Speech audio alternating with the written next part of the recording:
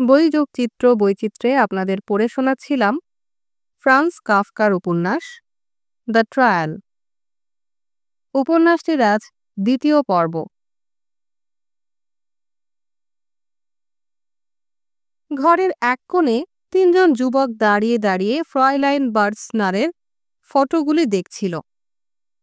ফটোগুলি দেয়ালে লাগানো একটি মাদুরের সঙ্গে লটকানো ছিল। একটা সাদা ব্লাউজ খোলা জানালার ছিটকিনির সঙ্গে মেলে দেয়া।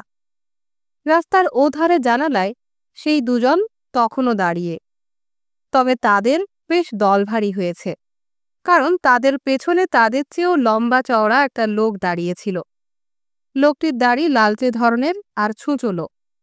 লোকটি ক্রমাগত হাত দিয়ে তার দাড়ি বিলি করছিল। জোসেফ কে?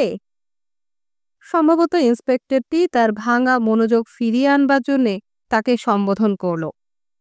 কে মাথা নাড়ল। এরপর ইন্সপেক্টরটি আবার জিজ্ঞাসা করল, আপনি বোধহয় আজকের সকালের ঘটনায় বেশ অবাক হয়েছেন, তাই না?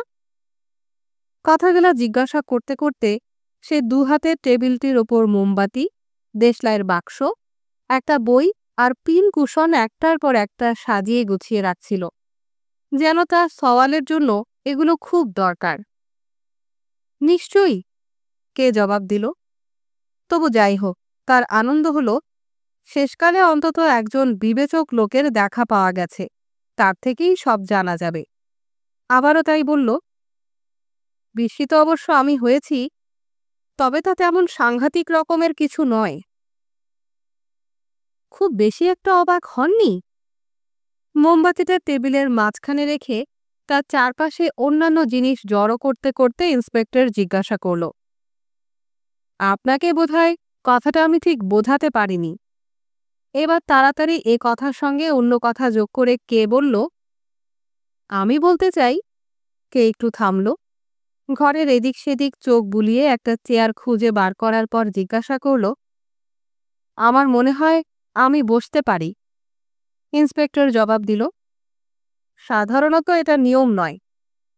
আর অন্য কোনো কথার ধার না ঘেঁষেই কে এবার বলল, আমার কথা হলো এই যে, আমি বাস্তবিকই বিস্মিত হয়েছিলাম, কিন্তু যে লোক এই পৃথিবীর উপকূলে ৩০ বছর ধরে বাস করছে, আর এই ৩০ বছর ধরে যাকে অস্তিত্ব রক্ষার জন্য যুদ্ধ করে যেতে হচ্ছে, যেমন আমাকে হচ্ছে, তার পক্ষে অতিরিক্ত বিস্মিত হওয়াটা একটু কঠিন নয় কি? তাই সে এমন ঘটনাকে গুরুত্ব দেয় না, অন্তত আজকে সকালের মতো কোনো ঘটনা। আমাকেও ৩০ বছর ধরে এই পৃথিবীর আনাচে কানাচে ঘুরে বেড়াতে হচ্ছে। কেন? একমাত্র আজকের সকালের ঘটনাকেই কেন?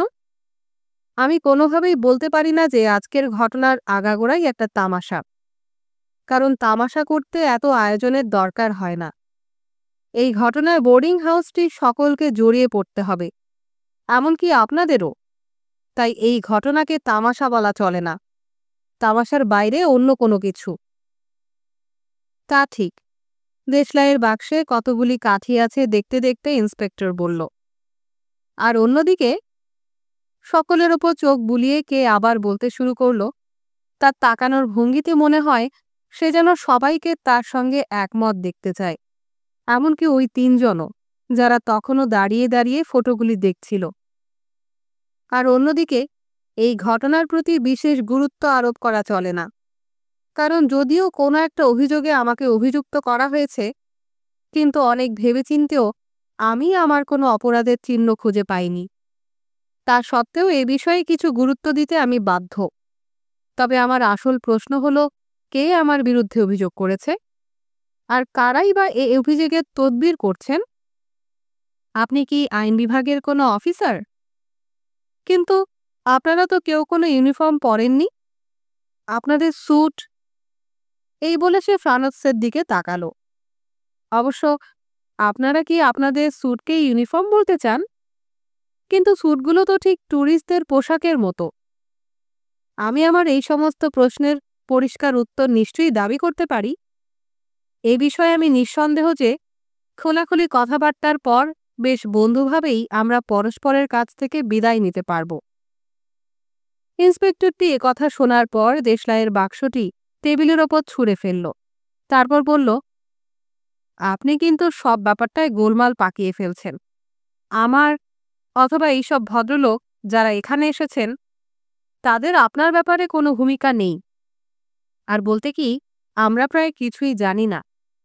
হয়তো আমরা আমাদের ইউনিফর্ম পরতে পারতাম, কিন্তু তার জন্য আপনার মামলার এক আদলারও সুবিধা হতো না। এখনও আমি আপনার বিরুদ্ধে যে কি অভিযোগ সে বিষয়ে কিছু নিশ্চিত করে বলতে পারি না। বলতেও পারি না আপনি কে।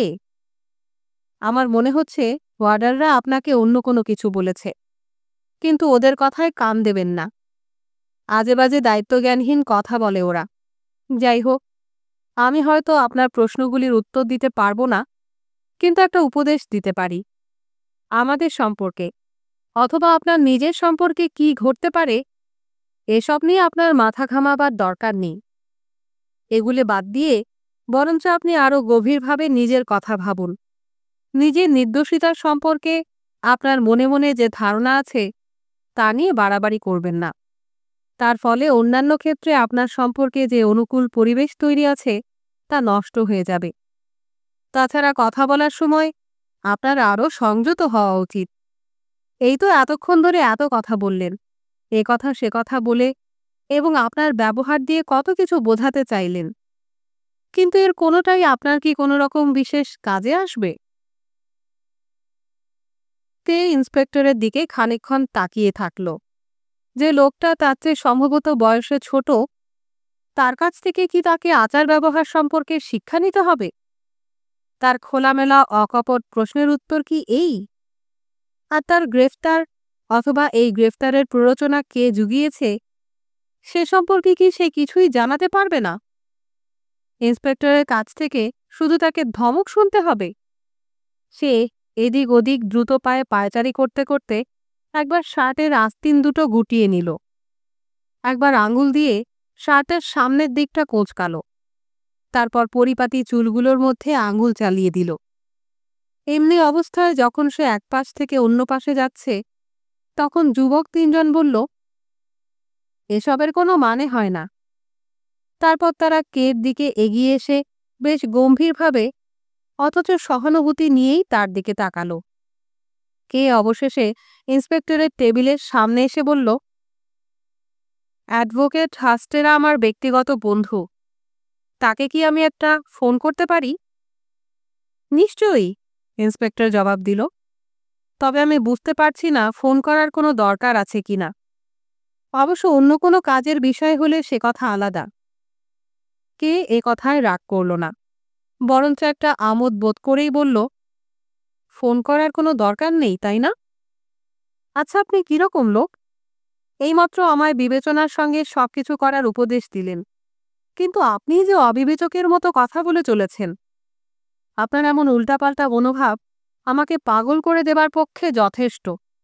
দেখছি লোকে আমার বাড়ি বয়ে এসে আমারই ঘরে বসে শুধু বাজে চিন্তার পথ করে দিয়ে যায়। যখন আমাকে গ্রেফতার করা হয়েছে তখন একজন অ্যাডভোকেটকে টেলিফোন করা যে দরকার তার সঙ্গে পরামর্শের জন্য, আপনার সে কথা একবারও মনে হচ্ছে না? বেশ, তাহলে আমি ফোন করব না। ঘরে ঢোকার পথে যেখানে টেলিফোনটি আছে তার দিকে হাত বাড়িয়ে ইন্সপেক্টর বলল, বেশ তো, আপনি যদি চান তবে টেলিফোন করুন। জানালার কাছে যেতে যেতে কে বলল, থাক, আমি আর এখন টেলিফোন করব না। জানালায় দাঁড়িয়ে কে দেখল রাস্তার অপর পারে সেই তিনজনের দলটি এখনো দাঁড়িয়ে এই দৃশ্য উপভোগ করছে। জানালার কাছে তাকে এসে দাঁড়াতে দেখে তাদের উৎসাহে যেন কিছু ভাঁটা পড়ল। বৃদ্ধ দুজনকে দেখে মনে হলো তারা যেন সরে যেতে চায়, কিন্তু তাদের পেছনে দাঁড়ানো লোকটি মৃদুভাবে তাদের পিঠ চাপড়ে সেখানে থাকবার জন্য উৎসাহ দিচ্ছে। ইন্সপেক্টরকে আঙুল দিয়ে অপর দিকে জানালা দেখিয়ে কে চিৎকার করে বলল, ওখানে বেশ একদল উৎসাহী দর্শকের সমাগম হয়েছে।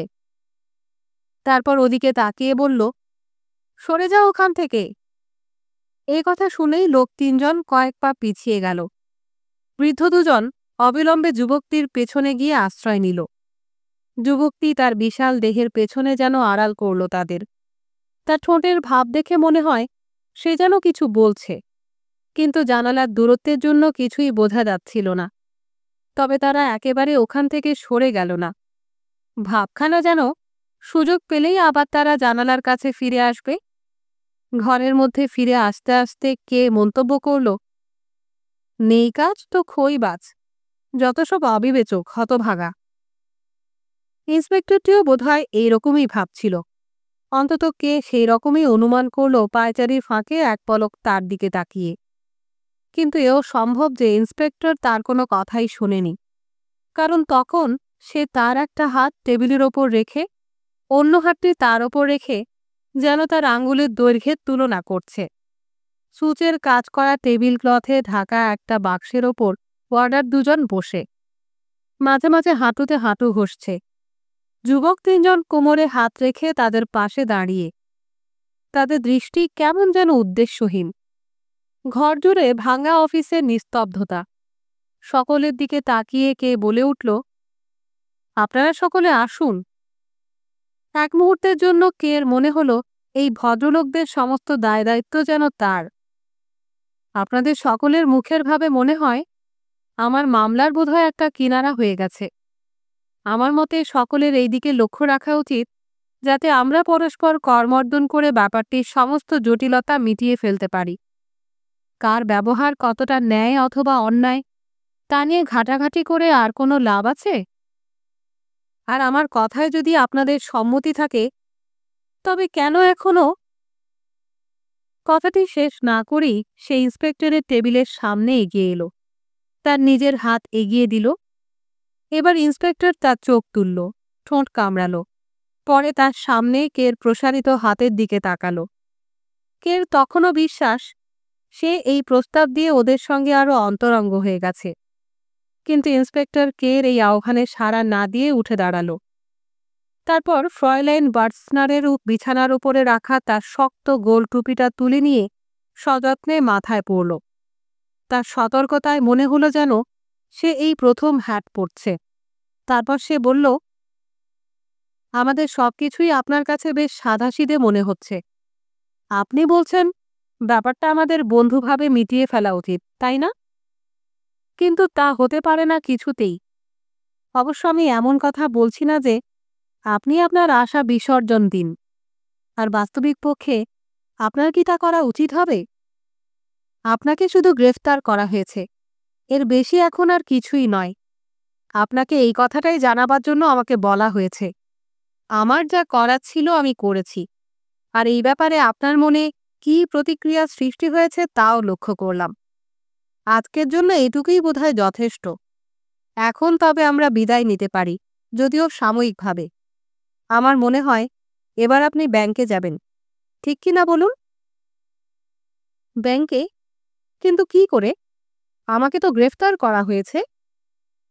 সমস্ত কিছুই কেমন তাচ্ছিল্য করার ভঙ্গিতে কে উত্তর করল।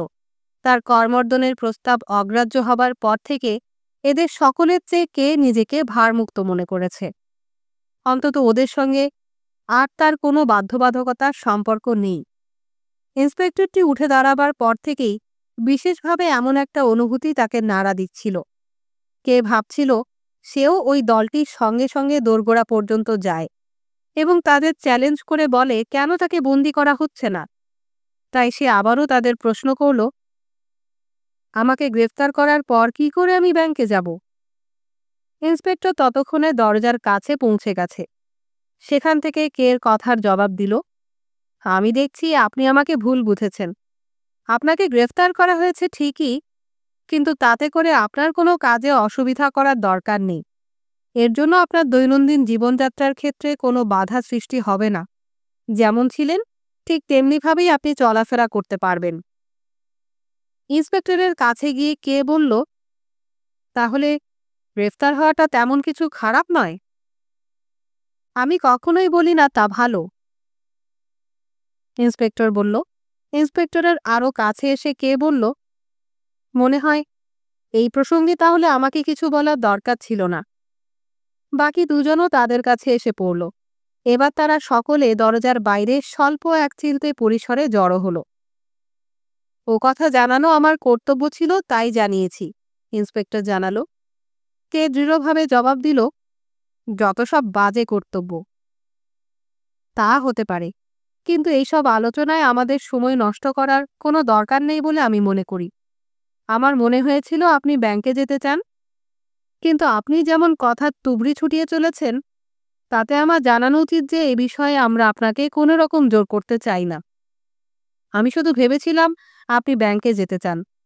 আপনার কাজে যেতে যাতে কোনো রকম বাধা না হয়, সেই জন্য এই ৩ জন লোককে আমি আটকে রেখেছিলাম। এরা আপনার সহকর্মী এবং আপনার আজ্ঞাবাহক। কি? লোক ৩ জনের দিকে তাকিয়ে কে চিৎকার করে উঠল। এই নিতান্ত সাধারণ রক্তশূন্য লোকগুলোকে এতক্ষণ সে ফটোগুলির পাশে দাঁড়িয়ে থাকতে দেখেছে। সে লক্ষ্যই করেনি এরা ব্যাংকে তার অধস্তন কর্মী, ব্যাংকের কেরানি। কিন্তু এটা কি করে সম্ভব হয় যে সে তাদের দিকে মন দিতে পারেনি? সম্ভবত ইন্সপেক্টর ও ওয়ার্ডারদের সঙ্গে সে আলোচনায় এত বেশি ডুবে গিয়েছিল যে তাদের ভালো করে দেখবার অবকাশই পায়নি। আড়ষ্ট হয়ে দাঁড়ানো রিবেন রিবেনস্টেনা তার হাত ওঠালো। আর কুলিক? এদের মধ্যে তাকে দেখতেই সবচেয়ে সুন্দর। সে তার গভীর চোখ দুটো দিয়ে আর কমিনোর ঠোঁট দুটো একটু ফাঁক করে হাসল। কে একটু থেমে তাদের দিকে তাকিয়ে অভিবাদনের সুরে বলল, গুড মর্নিং। আমি তোমাদের এতক্ষণ দেখিনি, তবে সে কথা থাক। আমরা কি আমাদের কাজে যাব আজ? তোমরা কি বলো? অল্প হেসে লোক ৩ জন জোরে ঘাড় নাড়ল। মনে হয় এতক্ষণ যেন তারা কথা বলার জন্যই অপেক্ষা করছিল।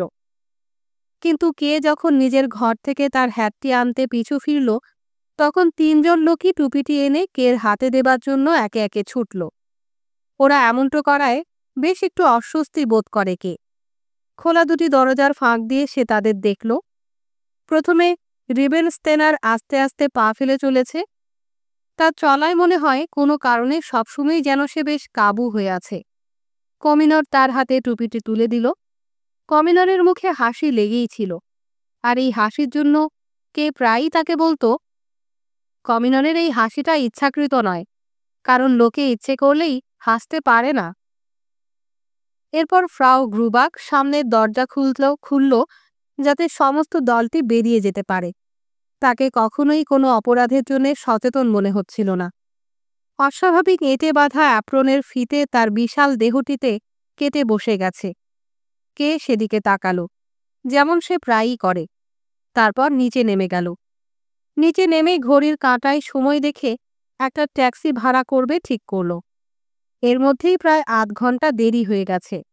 কমিনর ট্যাক্সি ধরতে রাস্তার এক কোণে দৌড়ে গেল। বাকি দুজন কে তাদের সাধ্যমতো সাহায্য করতে চেষ্টা করছিল। এমন সময় হঠাৎ কুলিক অপর দিকের বাড়ির একটা দরজায় আঙুল দিয়ে দেখালো।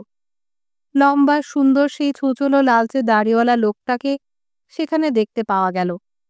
এতগুলো দৃষ্টির সামনে হঠাৎ সে যেন একটু অস্বস্তি বোধ করল। তাই আবার একটু সরে গিয়ে দেয়ালের গায়ে ভর দিয়ে সে দাঁড়ালো।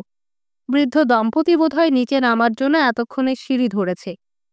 ওই লোকটির প্রতি কে দৃষ্টি আকর্ষণ করার জন্যে মনে মনে সে কুলিকের ওপর বেশ একটু বিরক্ত হল, কারণ ইতিমধ্যেই সে লোকটিকে বেশ চিনে ফেলেছে। ওদিকে তাকিও না, তাড়াতাড়ি সে বলল। আর বোধহয় কথাগুলো বলার সময় সে একবারও ভাবল না পরিণত বয়স্ক কোনো লোককে এমনভাবে কথা বললে কেমন অদ্ভুত শোনায়। কিন্তু কথা নিয়ে চিন্তা করা দরকার বলে তখন তার মনে হলো না, কারণ ইতিমধ্যেই ট্যাক্সিটা এসে গেছে। তারা উঠে বসতেই ট্যাক্সিটা ছেড়ে দিল। গাড়িতে উঠে কের মনে হলো ইন্সপেক্টর ও ওয়ার্ডার যখন চলে যাচ্ছিল তখন তাদের দিকে সে একসঙ্গে দৃষ্টি দেয়নি। বেশ হয়েছে।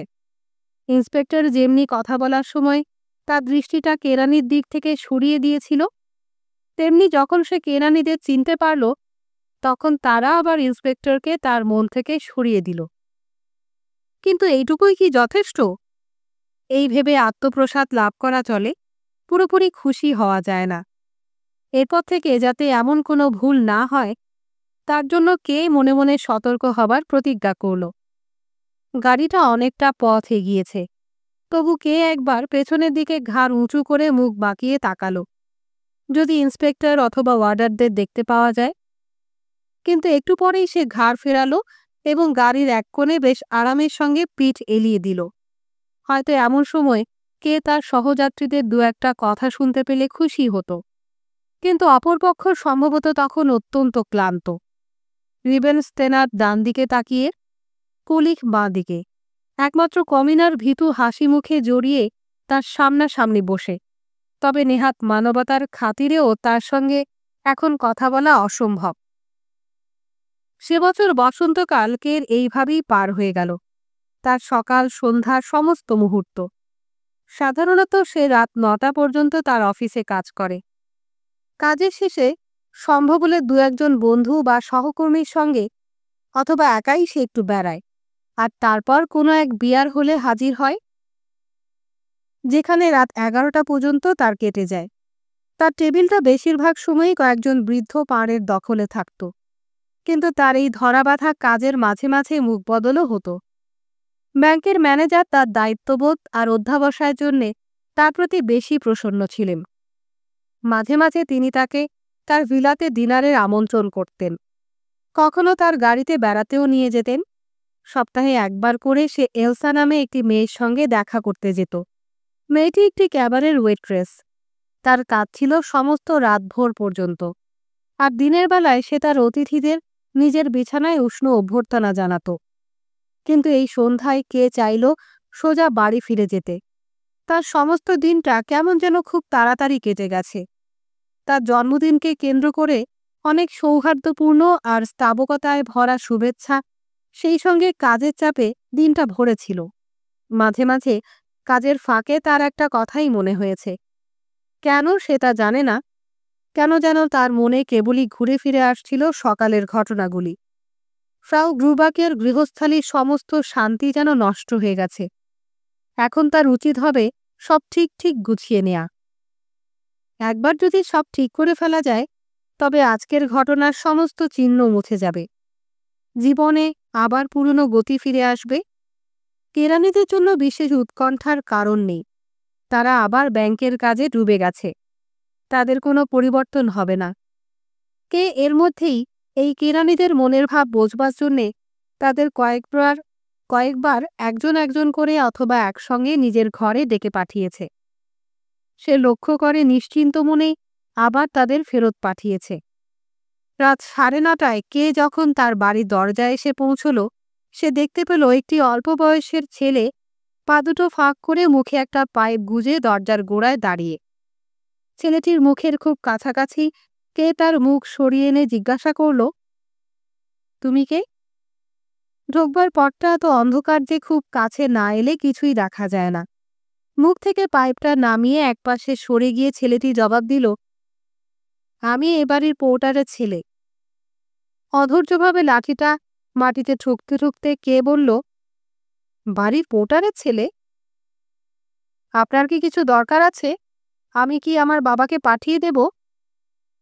না না। কে এমনভাবে কথাগুলো বলল যাতে মনে হয় ছেলেটি যেন কিছু অন্যায় করে ফেলেছে, আর সে যেন সব ভুলে গিয়ে ক্ষমা করে দিচ্ছে। কে বলল, বেশ ভালো কথা। এইবার সে সিঁড়ি দিয়ে উপরে উঠতে উঠতে সিঁড়ির শেষ ধাপে পৌঁছানোর আগে আরেকবার ছেলেটির দিকে ফিরে তাকালো। সে প্রথমে মনে মনে ঠিক করেছিল একেবারে সোজা তার ঘরে যাবে, কিন্তু ফ্রাউ গ্রুবাকের সঙ্গে কথা বলবে ভেবে তার দরজার সামনে এসে দাঁড়িয়ে টোকা দিল। ফ্রাউ গ্রুবাক একটা টেবিলের সামনে বসে রিপু করছিল। টেবিলটার ওপর রাশিকৃত পুরনো মোজা। এত রাতে দরজায় টোকা মারার জন্য কে খুব অপ্রতিভভাবে মাপ চাইল ফ্রাউ গ্রুবাকের কাছে, কিন্তু ফ্রাউ গ্রুবাক তার ক্ষমা প্রার্থনায় কান দিল না, বরং তাকে সাদর অভ্যর্থনা জানালো। অবশ্য একথা কে জানে যে সে তার সঙ্গে কথা বলতে পারলে বেশ খুশি হয়, কারণ তার মতো এমন ভালো এবং মূল্যবান বোর্ড আর ফ্রাউ গ্রুবাকের নেই বললেই চলে। কে ঘরে চারিদিকে চোখ বুলিয়ে দেখল যে আবার সব আগের মতো হয়ে গেছে। এমনভাবে সব আগের মতো পরিপাটি যে তার মনে হলো মেয়েদের হাত বেশ গোছানো হয়। সে হয়তো প্রাতরাশের ডিশগুলো ভেঙে চুরেই ফেলত, অন্তত ঠিক মতো যে সেগুলি সরিয়ে রাখতে পারত না এ কথা ঠিক। কৃতজ্ঞ চিত্তে সে ফ্রাউ গ্রুবাকের দিকে তাকালো। এত রাত্রেও তুমি কাজ করছো কেন? কে প্রশ্ন করল। তারা ততক্ষণে দুজনেই টেবিলের সামনে এসে বসেছে, আর মাঝে মাঝেই ফ্রাউ গ্রুবাক তার একটি হাত মোজার রাশির মধ্যে গুজে দিচ্ছিল। অনেক কাজ বাকি আছে, কারণ সমস্ত দিনটা তো আমার কেটে যায় বোর্ডারদের দেখাশোনা করতে করতে। আমার নিজের কাজ ঠিকমতো করতে কেবল সন্ধ্যাগুলোই খালি থাকে। আমার মনে হচ্ছে তোমার আজকের বাড়তি কাজের জন্য আমিই দায়ী। তা কেন হবে? হাতের কাজটি কোলের ওপর রেখে সে যেন আন্তরিকভাবে জানতে চাইল। আজ সকালে যারা এসেছিল আমি তাদের কথা বলছি। ও, তাই বলো। কিন্তু ওতে আমার বিশেষ কিছু অসুবিধা হয়নি। তার অবিচল মানসিক স্থৈর্য ফিরিয়ে এনে আবার সে রিপুর কাজ হাতে তুলে নিল। কে চুপ করে তার দিকে তাকিয়ে থাকল। ভাবল, আমি কথা জিজ্ঞাসা করায় মনে হয় ফ্রাউ গ্রুবাক বেশ অবাক হয়ে গেছে। কিন্তু আমার বলা যে খুবই দরকার ছিল, আর এই বৃদ্ধা মেয়ে মানুষটি ছাড়া আর কার কাছেই বা আমি কথা জিজ্ঞাসা করতে পারতাম? তা হয়তো হবে, কিন্তু আমার মনে হয় ওদের আসার ফলেই তোমাকে কিছু বেশি কাজ করতে হচ্ছে। তবে এরকম ঘটনা আর ঘটবে না। কে অবশেষে যেন কথাগুলো শেষ করতে পারল। বেশ একটু দুঃখের রেশ হাসিতে মিশিয়ে ফ্রাউ গ্রুবাক বলে উঠল, না না, ভবিষ্যতে আর এমন ঘটনা ঘটতে পারে না। মনে হলো সে যেন তার বক্তব্য সম্পর্কে নিশ্চিন্ত। তোমার কি সত্যি তাই মনে হলো? কে জিজ্ঞাসা করল। হ্যাঁ, তার গলার সুর নরম।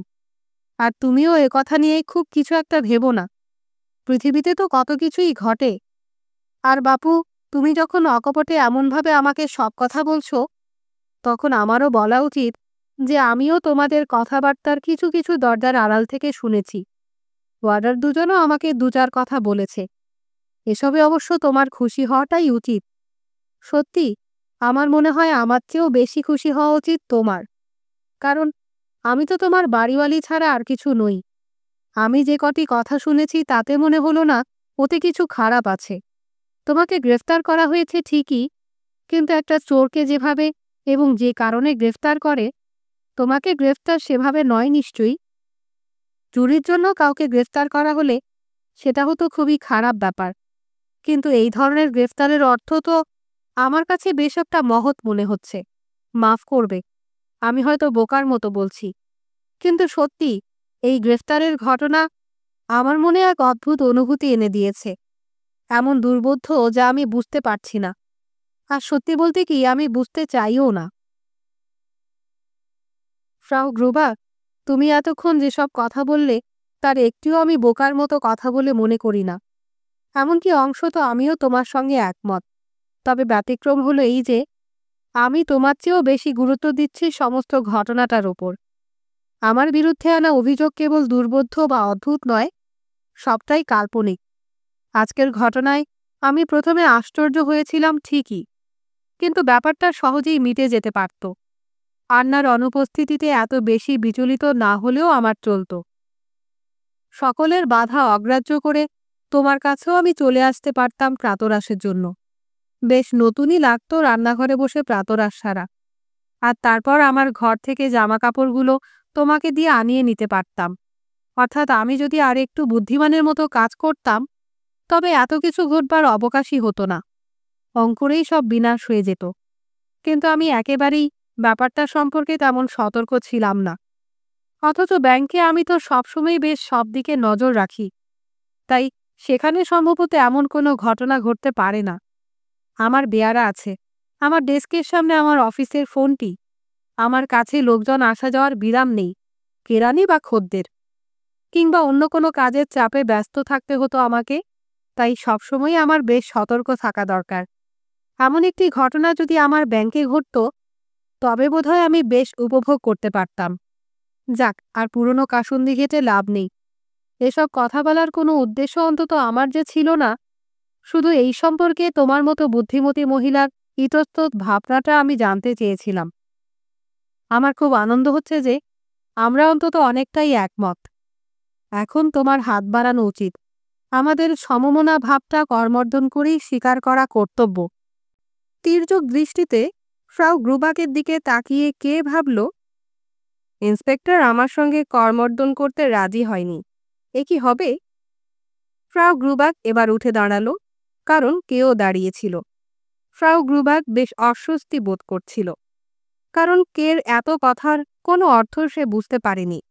আর এই অস্বস্তিতে পড়ে সে এমন কতগুলি কথা বলল বাস্তবিক পক্ষে যা সে বলতে চায়নি, আর তার কথাগুলি অপ্রাসঙ্গিকও বটে। করমর্দন করার কথা ভুলে গিয়ে কান্না বোঝা গলায় বলল, হের কে, আজকের ঘটনাকে এমন গভীরভাবে মনে গেঁথেছিল না।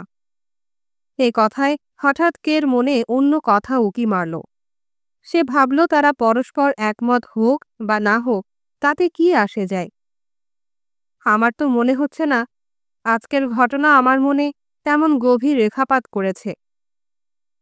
দরজার কাছে সরে এসে এবার কে জিজ্ঞাসা করল, ফ্রয়লাইন বার্টসনার কি বাড়ি কাছে? না, ফ্রাউ গ্রুবাক জবাব দেয়। আর এই শুকনো খবরটি দেবার সময় তার হাসি ছিল আন্তরিক, যদিও বিলম্বিত সহানুভূতিসূচক। সে থিয়েটারে গেছে। তার কাছে কি তোমার জিজ্ঞাসা কিছু আছে? তাকে কি আমি খবর দেব? না, তার কোনো দরকার নেই। আমি শুধু তার সঙ্গে দু একটা কথা বলতে চেয়েছিলাম। আমি অবশ্য বলতে পারছি না কখন সে থিয়েটার থেকে ফিরবে। সাধারণত সে যখন থিয়েটারে যায় তখন বেশ রাত করেই ফেরে। দরজার দিকে মুখ ফেরালো কে। এসব কথায় কোনো লাভ নেই এখন। তার মাথাটা এবার বুকের ওপর ঝুলে পড়ল। আমার ইচ্ছা ছিল তার কাছে ক্ষমা চাই, কারণ আজ সকালে আমার জন্যই তার ঘরটা আটকে ছিল। তার কোনো দরকার নাই হেরকে। দেখছি খুঁটিনাটি সব ব্যাপারেই তোমার চোখ আছে। তবে কথা কি জানো, ফ্রয়লাইন এসব ব্যাপারের কিছুই জানে না। সে খুব ভোর থেকেই আজ বাড়ির বাইরে। ঘরের সবকিছুই আবার ঠিক করে রাখা হয়েছে। তুমি নিজে এসে দেখো না কেন? এই বলে সে ফ্রয়লাইন বার্টসনারের ঘরের দরজা খুলে দিল। ধন্যবাদ, তোমাকে আমি বিশ্বাস করি। কে এ কথা বলল বটে, কিন্তু খোলা দরজা দিয়ে বার্টসনারের ঘরের সেই সঙ্গে ঢুকল। অন্ধকার ঘর, চাঁদের নরম আলোয় ঘরটা ভরে গেছে। তবু দেখা গেল ঘরের সবকিছুই বেশ পরিপাটি। এমনকি ব্লাউজটাও তার জানালায় ঝুলছে না। বালিশগুলো বিছানার ওপর যেন বড় বেশি উঁচু মনে হচ্ছে। দেখে মনে হওয়া স্বাভাবিক চাঁদের আলোয় তাদের শুইয়ে রাখা হয়েছে। ফ্রয়লাইন বার্টসনারের প্রায়ই দেরি করে বাড়ি ফেরে, তাই না?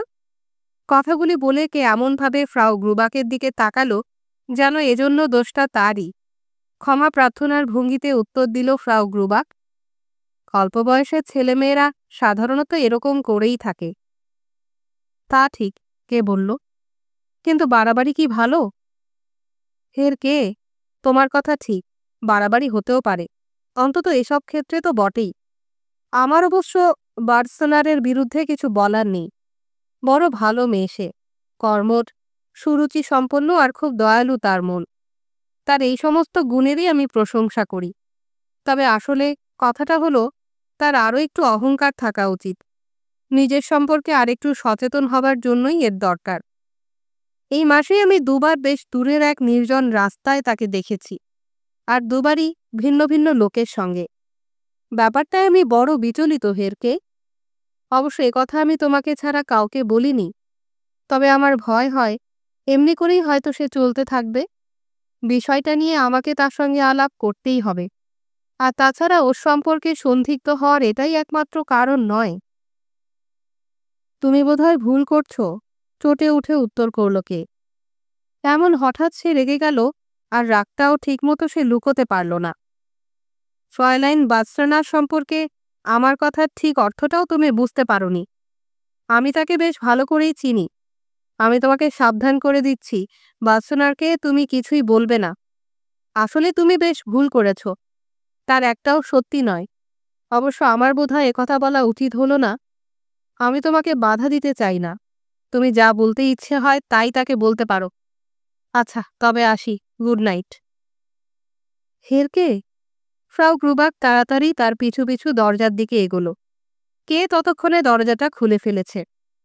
আমি বার্টসনারকে এখনই কিছু বলতে চাইনি। অবশ্যই আমি অপেক্ষা করব ভবিষ্যতে কি ঘটে দেখবার জন্য। তবে বিশ্বাস করো, তুমি ছাড়া কাউকে আমি এসব কথা বলিনি। বিশ্বাস করো। আসলে আমার এই দুশ্চিন্তা আমার বোর্ডারদের জন্যই। আমার বাড়ির সুনাম রক্ষার চেষ্টা আমি সেই জন্যই করি, আর সে কারণেই এ ব্যাপারে আমি এত ব্যস্ত হয়ে পড়েছিলাম। দরজার ফাঁক দিয়ে কে চিৎকার করে উঠল, সুনাম রক্ষা, তাই না? তুমি যদি তোমার বাড়ির সুনাম রক্ষার জন্য অতই চিন্তা করতে, তবে সবচেয়ে আগে আমাকে তোমার নোটিশ দেওয়া উচিত ছিল। এই কথা শেষে কে দরজা বন্ধ করে দিল। গ্রাহ্যই করল না দরজার অন্যদিকের মৃদু টোকা মারার শব্দ। ঘরে ফিরে এসে তার মোটেও ঘুমোতে ইচ্ছে করছিল না।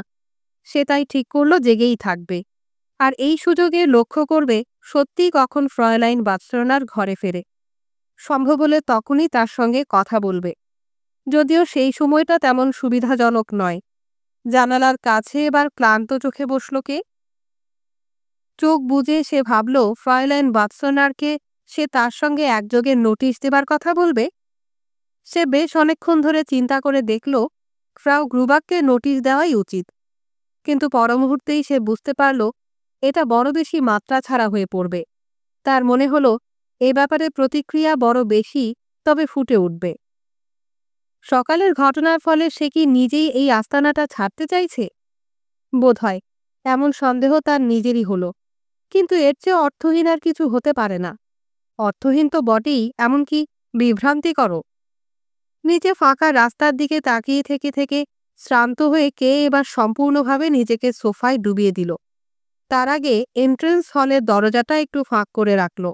যেই আসুক না কেন, সে যেখানে শুয়ে আছে সেখান থেকে সে তার দৃষ্টি এড়িয়ে যেতে পারবে না। রাত 11টা পর্যন্ত সোফায় বসে একটা সিগারেট টেনে সে কাটিয়ে দিল, কিন্তু এইভাবে বসে থাকতে তার আর ভালো লাগলো না।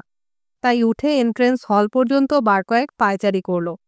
তার ভাবখানায় মনে হলো যেন এর ফলে হয়তো ফ্রয়লাইন বার্সনার তাড়াতাড়ি ফিরবে। অবশ্য তাকে দেখার জন্য কোনো বিশেষ আগ্রহ আর সে অনুভব করছিল না। এমনকি মনেও করতে পারল না আসলে তার মুখের চেহারাটা কী রকম। কিন্তু এখন সে তার সঙ্গে কথা বলতেই চায়। কিন্তু এত দেরি হয় সে বেশ বিরক্ত হয়ে উঠল।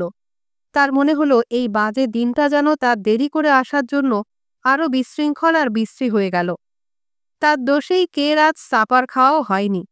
তার জন্যই এলসার কাছে যাওয়াটাও স্থগিত রেখেছিল। এই সন্ধ্যায় সে তার কাছে যাবে ভেবে রেখেছিল। অবশ্য এখনই সে এইসব ত্রুটি শুধরে নিতে পারে যদি সে সোজা এলসা যে বিয়ার বারে কাজ করে সেখানে চলে যায়। বেশ, মনে মনে ঠিক করল কে ফ্রয়লাইন বার্সনারের সঙ্গে কথা শেষ করে সে এলসার ওখানেই চলে যাবে। রাত তখন প্রায় 11:30টার কিছু বেশি। সিঁড়িতে কার পায়ের শব্দ। এতক্ষণ এলোমেলো চিন্তায় এতই সে ডুবেছিল আর সমানে পায়চারি করছিল যে বাড়িতে ঢোকার হলটি যেন তার নিজেরই ঘর। পায়ের শব্দ শুনে এবার সে নিজের শোবার ঘরে পালালো। ফ্রয়লাইন বার্সনারই বাড়ি ফিরেছে। সদর দরজায় তালা বন্ধ করতে করতে ফ্রয়লাইন বার্সনার যেন ঈষৎ কেঁপে উঠল। সে তার তন্নি দেহে সিল্কের শালটা জড়িয়ে নিল। এক মুহূর্তের মধ্যেই সে তার নিজের ঘরে পৌঁছবে। আর এত রাত্রে, এমন সময় নিশ্চয়ই কে তার ঘরে অনধিকার প্রবেশ করবে না। তাই কের যদি কোনো কথা তাকে বলবার থাকে তো এক্ষুনি সেরে ফেলতে হবে।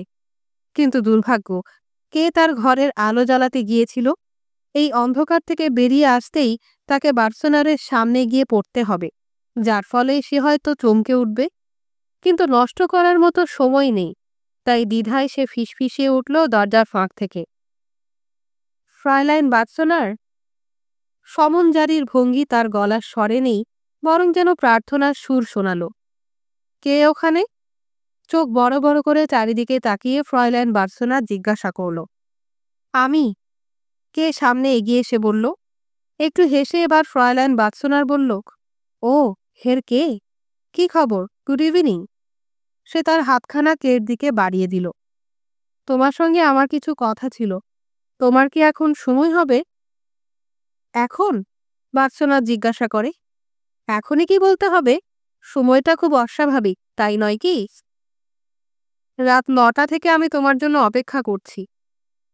ও, কিন্তু আমি যে থিয়েটারে গিয়েছিলাম, কি করে জানবো তুমি আমার জন্য অপেক্ষা করে বসে আছো? তোমাকে আমি যে কথা বলবো তা আজকেরই কোনো ঘটনা নিয়ে। ও, বেশ, আমার কোনো আপত্তি নেই। তবে আমি বড় ক্লান্ত, আর দাঁড়িয়ে থাকতে পারছি না। আমার ঘরে এসো, সেখানে কয়েক মিনিট কথা বলা যাবে। আমরা নিশ্চয়ই এখানে দাঁড়িয়ে দাঁড়িয়ে কথা বলতে পারি না।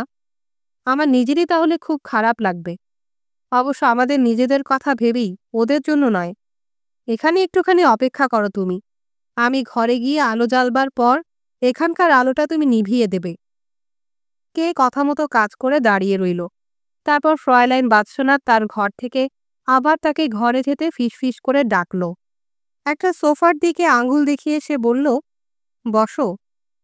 ক্লান্তির কথা অমনভাবে ঘোষণা করেও সে নিজে কিন্তু বিছানার গায়ে ঠেস দিয়ে দাঁড়িয়ে রইল।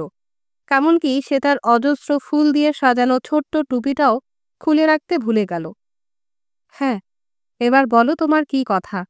আমি বেশ কৌতূহল বোধ করছি। সে তার একটা পা অন্য পায়ের আড়াআড়ি করে রাখল। তুমি হয়তো বলবে, কে বলতে শুরু করল, আমার কথাগুলো এখনই না বললেও চলতো। এমন কিছু জরুরি প্রয়োজন এর ছিল না। কিন্তু থাক থাক, আর ভূমিকার দরকার নেই। ফ্রয়লাইন বার্সেনার জবাব দেয়। আমার পক্ষেও তাহলে ব্যাপারটা বেশ সহজ হলো। আজ সকালে তোমার ঘরে যে গোলমাল হলো, তার জন্য আমিও কিছু পরিমাণে দোষী।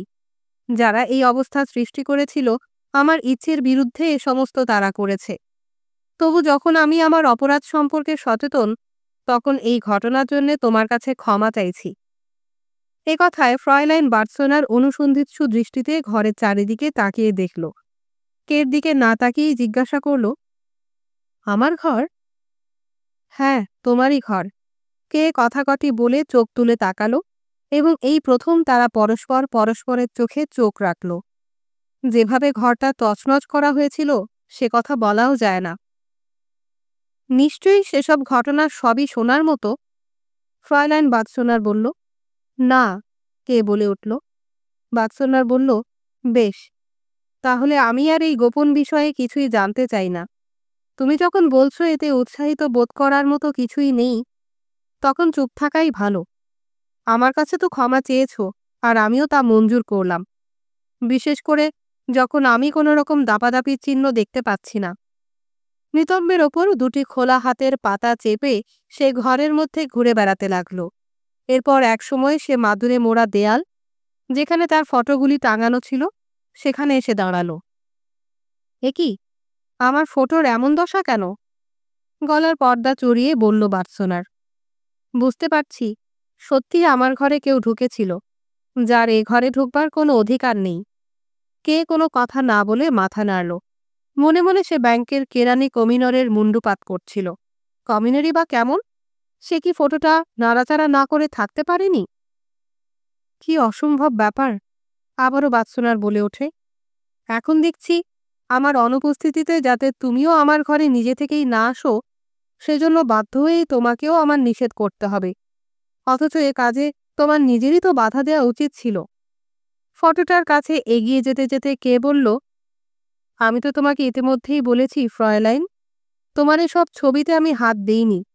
তবুও যখন তুমি বিশ্বাস করছো না, তবে সমস্ত ঘটনাটা শোনো।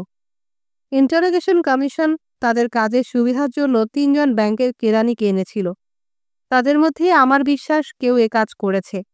তবে তাকে আমি সহজে ছাড়ব না। সুযোগ পেলেই তাকে বরখাস্ত করব। তবু বার্সোনারের চোখে প্রশ্ন। তুমি হয়তো আমার কথা বুঝতে পারছো না, তবে আমি যা বলছি তার প্রত্যেকটি কথাই সত্যি। আজ সকালে এখানে ইন্টারোগেশন কমিশন এসেছিল। কে বলল? তোমার জন্য? হতেই পারে না। ফ্রয়লাইন বাৎসোনার জোরে শব্দ করে হাসতে হাসতে জিজ্ঞাসা করল। কে বলল? হ্যাঁ। তোমার কি ধারণা আমি কোনো অপরাধ করতে পারি না? তুমি অপরাধ করতে পারো কি পারো না, এই মুহূর্তে আমি জোর দিয়ে তার কিছুই বলতে চাই না। এই ঘটনার তো অনেক রকম অর্থই হতে পারে। আর তাছাড়া তোমাকে আমি কতটুকুই বা চিনি। তবে অপরাধের অভিযোগ নিশ্চয়ই বেশ গুরুতর। তা না হলে কি কোনো লোককে জেরা করতে ইন্টারোগেশন কমিশন এসে হাজির হয়? আচ্ছা, তোমাকে তো দেখে মনে হয় তুমি জেল থেকে পালাবার মতো কোনো অপরাধ করনি। তোমার কথাই ঠিক। কে বলল? আমার মনে হয় শীঘ্রই ইন্টারোগেশন কমিশন বুঝতে পারবে আমি শুধু নিরপরাধী নই, তারা আমার বিরুদ্ধে অপরাধ সম্পর্কে যে ধারণা করেছে তাও ভুল। এবার খুব সতর্ক হয়ে জবাব দেয় ফ্রয়লাইন বার্সোনার। নিশ্চয়ই এটাই সম্ভব। কে আবার একই কথায় ফিরে এসে বলল, তোমার বোধহয় আইন সম্পর্কিত ব্যাপারে তেমন কোনো অভিজ্ঞতা নেই? না, আমার নেই। তবে দেখো, আমি সব বিষয়েই জানতে চাই। আর আইন আদালতের ব্যাপার আমার জানতে বিশেষ করে আগ্রহ হয়। আইন আদালতের মনোযোগ আকর্ষণ করার বিশেষ ক্ষমতা আছে, তাই না? তবে খুব শিগগিরই আমার এই অজ্ঞতা নিরসন করছি, কারণ আগামী মাস থেকে আমি এক আইনজীবীর কর্মচারী হিসেবে কাজ নিচ্ছি। বাহ, বেশ চমৎকার তো। তাহলে তো তুমি আমার এই মামলার কিনারা করতে বেশ সাহায্য করতে পারবে। তা হতে বাধা কি? কারণ আমি আমার অভিজ্ঞতাটা ভালো করে কাজে লাগাতে চাই। না না, তুমি আমার কথাটা হালকাভাবে নিও না। আমি কথাটা কিন্তু খুব গুরুত্ব দিয়েই বলছি। আমার মামলাটা খুবই সাধারণ, তাই কোনো উকিল মোক্তারের তেমন দরকার নেই। একজন উপদেষ্টা পেলেই আমি বেশ ভালোভাবে কাজ চালিয়ে নিতে পারব।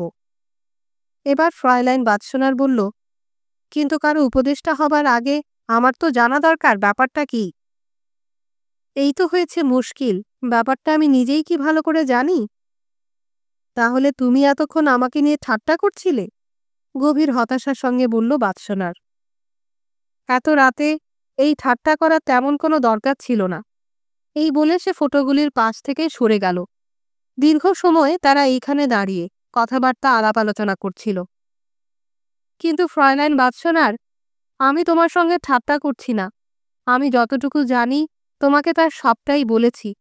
তবু তুমি আমাকে বিশ্বাস করছো না। আর তাছাড়া ইন্টারোগেশন কমিশনটা তো আসল নয়। আমি একে ইন্টারোগেশন কমিশন নাম দিয়েছি মাত্র, কারণ অন্য কি নাম দেয়া যেতে পারে আমি বুঝতে পারছি না। তাছাড়া আমাকে কমিশন কোনো রকম জেরাই করেনি, শুধু গ্রেফতার করেছিল। কিন্তু ওটা কমিশনে ছিল। সোফার উপর বসে ফ্রয়লাইন বাৎসনার হেসে উঠল। সে প্রশ্ন করল, তাহলে ওটা কিসের মতন? হরিবল। কথাটা বলার সময় কে একেবারেই ভাবেনি সে কি বলছে।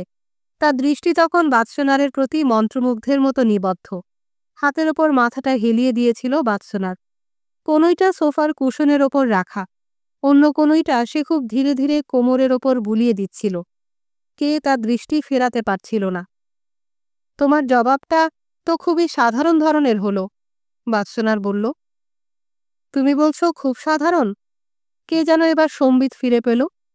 তোমাকে ঘটনাটা কিভাবে ঘটেছিল দেখাবো? কথাটা শেষ করে সে এগিয়ে যেতে চেয়েছিল, কিন্তু কিছুতেই নড়তে পারল না। আমি এখন বড় ক্লান্ত, ফ্রয়লাইন বাৎসনার বলল। হুম, আর তুমি বাড়িতেও ফিরেছ বেশ দেরি করে। আর তাই বুঝি তুমি আমাকে বকাবকি করছো? অবশ্য বকুনি খাওয়াই আমার উচিত, কারণ তোমাকে এভাবে ঘরে নিয়ে আসা আমার উচিত হয়নি। তবে এসবের কোনোই দরকার ছিল না, তা এখন পরিষ্কার বোঝা যাচ্ছে। না না, দরকার আছে বই কি। আমি তোমাকে 1 মিনিটের মধ্যে সব দেখাচ্ছি। এই বলে কে জিজ্ঞাসা করল, আমি কি এই নাইট টেবিলটা তোমার বিছানার পাশ থেকে সরাতে পারি? বাৎসনার এই প্রশ্নে চেঁচিয়ে উঠল, এ আবার কি? টেবিলটা সরিয়ে তুমি কি করতে চাও? না না, টেবিলটা সরাবে না। কিভাবে সমস্ত ঘটনাটা ঘটেছিল সেটা তাহলে আর তোমাকে দেখাতে পারলাম না। কথাগুলিকে এমনভাবে বলল যেন মনে হলো তার অপূরণীয় কোনো ক্ষতি হয়ে গেল। ও, ঘটনাটা দেখাবার জন্য তাহলে তুমি টেবিলটা সরাতে চাইছো? তাহলে সরিয়ে দাও, যেভাবে ইচ্ছা সরিয়ে ফেলো, ফ্রয়লাইন বাৎসনার বলে উঠল। তারপর একটু থেমে আবার একটু নিচু গলায় যোগ করল, আমি এখন এত ক্লান্ত যে তুমি তোমার খুশি মতো যা ইচ্ছে তাই করতে পারো। কে টেবিলটা সরিয়ে ঘরের মাঝখানে রাখল। তারপর নিজে গিয়ে তার পেছনে বসল। লোকগুলি কোথায় কিভাবে ছিল তার একটা ছবি নিশ্চয়ই এখন তোমার জানা থাকা দরকার। ব্যাপারটা অদ্ভুত মজার। মনে করো আমি ইন্সপেক্টর, ওখানে ওই বাক্সটার উপর ওয়ার্ডার দুজন বসেছিল, আর তোমার ফটোগুলির পাশে 3জন যুবক দাঁড়িয়ে। মাঝে একবার বলা দরকার, জানালা একটা সাদা ব্লাউজ ঝোলানো ছিল। ছবিটা হলো মোটামুটি এই রকম। এবার আসল কথা শুরু করি। হায় হায়, আমি আমার নিজের কথাই ভুলে গিয়েছিলাম। আর আমি তো এই ঘটনার সবচেয়ে গুরুত্বপূর্ণ ব্যক্তি। হ্যাঁ, আমি এইখানে এই টেবিলটার সামনে দাঁড়িয়েছিলাম। ইন্সপেক্টর পায়ের ওপর পা রেখে বেশ আরামে বিশ্রাম করছিল। চেয়ারের পেছনে এইভাবে সে তার হাতটা ঝুলিয়ে দিয়েছিল। লোকটা একেবারে অসভ্য। এবার আমরা সত্যিই শুরু করতে পারি। ইন্সপেক্টরটি চিৎকার করছিল। তার চিৎকারে মনে হচ্ছিল যেন সে আমার ঘুম ভাঙাতে সচেষ্ট, কিন্তু আসলে সে হল্লা করছিল। আমার ভয় হচ্ছে, তোমাকে ব্যাপারটা বোঝাতে হলে আমাকেও তেমন হল্লা করতে হবে। অবশ্য শুধু আমার নাম ধরেই চিৎকার করছিল। ফ্রয়লাইন বাৎসনার এতক্ষণ যেন কের কথাগুলো শুনে বেশ মজা পাচ্ছিল, কিন্তু এবার সে তার ঠোঁটের ওপর আঙুল রেখে তাকে চেঁচাতে নিষেধ করল। কিন্তু এখন বেশ দেরি হয়ে গেছে। কে তার নিজের অভিনয়েই মশগুল। সে বেশ চিৎকার করে বলল, জোসেফ কে? অবশ্য ইন্সপেক্টর যত জোরে চিৎকার করেছিল তার থেকে আস্তেই, কিন্তু আওয়াজটা এমন ছিল যে বাতাসে বেশ কিছুক্ষণ স্থির থেকে শব্দটা ধীরে ধীরে সমস্ত ঘরময় ছড়িয়ে পড়ল। পাশের ঘরের দরজায় তখন হঠাৎ জোরে কড়া নাড়ার শব্দ। শব্দটা বেশ তীক্ষ্ণ ও জোরালো, অথচ সংকেতময়। ফ্রয়লাইন বাৎসনার যেন কেমন বিবর্ণ হয়ে গেল। সে তার বুকের ওপর হাত রাখল। কে হঠাৎ দারুণভাবে চমকে উঠল। যে মেয়েটির সামনে সে সকালের ঘটনাগুলো দেখাচ্ছিল তার উপর এবং ঘটনাগুলির চিন্তা থেকে মনটাকে সরিয়ে আনতে তার বেশ একটু সময় লাগল। সম্বিত ফিরে পেতেই তাড়াতাড়ি সে বাৎসনারের কাছে এগিয়ে গেল এবং তার হাত দুটো মুঠোয় তুলে নিল। তারপর ধীরে ধীরে ফ্রয়লাইন বাৎসনারের কানে কানে বলল, ভয় কি, আমি আছি, সব এক্ষুনি ঠিক হয়ে যাবে। কিন্তু কে কড়া নাড়ল? পাশের ঘরে তো কেউ ঘুমোচ্ছে না। বাৎসনার তার কানে ফিসফিস করে বলল, না, কাল থেকে ফ্রাউ গ্রুবাকের ভাইপো একজন ক্যাপ্টেন ওখানে ঘুমোচ্ছে। অন্য কোনো ঘর না পাওয়ায় এই ব্যবস্থা। আমি এসব কথাই ভুলে গিয়েছিলাম। তোমাকে এমন চিৎকার করতে কে বলেছিল? আমার সব গোলমাল হয়ে গেল। গোলমাল কিছুই হয়নি। তারপর যখন ফ্রয়লাইন বাৎসনার আবার কুশনের ওপর শুয়ে পড়ল, কে তার কপালে চুমু খেল। তাড়াতাড়ি তখন সে আবার উঠে বসে বলে উঠল, তুমি চলে যাও, এখান থেকে চলে যাও, এক্ষুনি চলে যাও। কি ভেবেছ তুমি? সে দরজার পাশে দাঁড়িয়ে দাঁড়িয়ে সব শুনছে। কি জ্বালাতেই যে ফেলেছ আমাকে। আমি যাব না, কে বলল। তুমি একটু শান্ত না হলে আমি কিছুতেই যাব না। চলো, আমরা ঘরের এক কোণায় চলে যাই, তাহলে ও আর আমাদের কোনো কথা শুনতে পাবে না। ফ্রয়লাইন বাৎসনার এবার কের কাছে আত্মসমর্পণ করল। আবারও কে বলল, তুমি ভুলে গেছ, ব্যাপারটা তোমার পক্ষে অবশ্যই অপ্রীতিকর, তবে ভয়ানক কিছু নয়। তুমি জানো, ফ্রাউ গ্রুবাকের এই ব্যাপারে বেশ হাত আছে, বিশেষ করে ক্যাপ্টেন যখন তার ভাইপো। এও বোধহয় তুমি জানো, সে আমাকে শ্রদ্ধা করে এবং আমার প্রত্যেকটি কথা বিশ্বাস করে। সে আমার ওপর নির্ভরশীল। আমি এমন কথাও তোমাকে জানাতে পারি যে সে আমার কাছ থেকে বেশ কিছু টাকা ধার করেছে। আমাদের দুজনের এখানে একত্রে থাকার যে ব্যাখ্যাই তুমি আবিষ্কার করো না কেন, আমি তাই তাকে বিশ্বাস করাতে পারবো।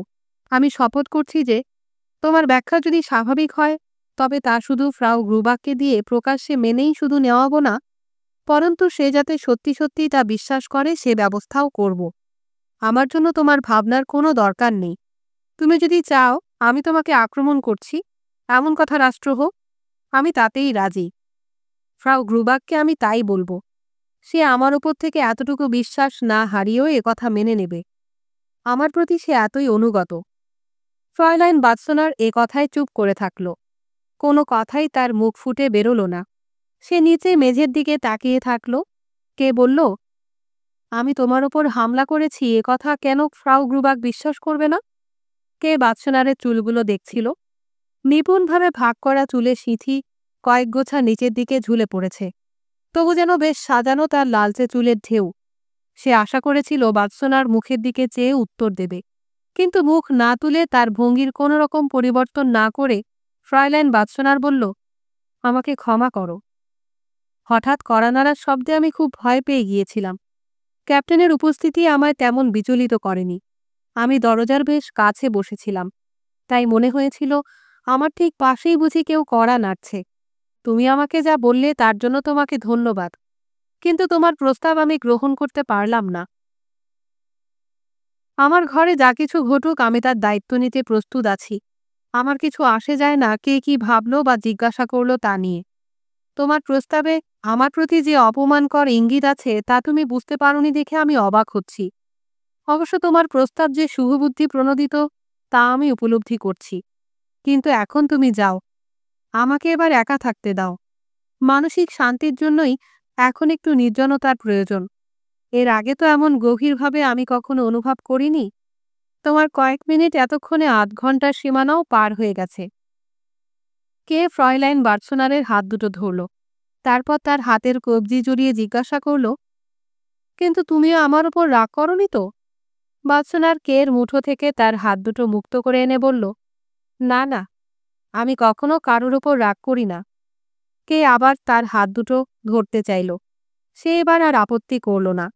হাত দুটো কের হাতের মুঠোয় দিয়ে সে তাকে দরজার দিকে নিয়ে গেল। কে ইতিমধ্যে চলে যাবার জন্য তার মনকে তৈরি করছিল, কিন্তু দরজার সামনে এসে সে থমকে দাঁড়াল। তার ভাব দেখে মনে হলো যেন দরজাটা ওখানে দেখবে সে আশা করেনি। ফ্রয়লাইন বাৎসনা নিজেকে মুক্ত করার সুযোগটি চট করে নিয়ে দরজাটা খুলল। তারপর একেবারে এন্ট্রেন্স হলে এসে দাঁড়ালো।